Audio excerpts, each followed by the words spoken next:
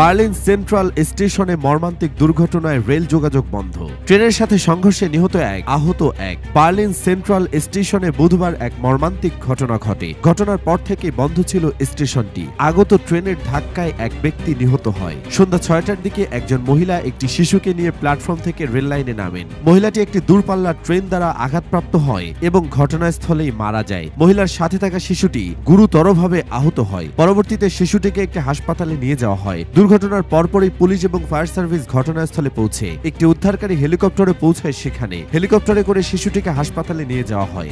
বার্লিনের fire service দুর্ঘটনাটির ব্যাপারে নিশ্চিত করেছে। দুর্ঘটনাটির পর তদন্ত কার্যক্রম পরিচালনার জন্য রেল হাব সম্পূর্ণরূপে বন্ধ ছিল, যার ফলে সমস্ত ট্রেন পরিষেবাও বন্ধ হয়ে যায়। বিভিন্ন মিডিয়া রিপোর্টে ইঙ্গিত দেওয়া হয় মহিলাটি ইচ্ছাকৃতভাবে রেল লাইনে পা রেখেছিলেন। প্রত্যক্ষদর্শীরা জানিয়েছেন যে শিশুটির বয়স ৫ বছরের বেশি নয়। তবে এখনো পর্যন্ত মহিলার বয়স এবং শিশু সম্পর্কে নির্দিষ্ট বিবরণ প্রকাশ করা হয়নি।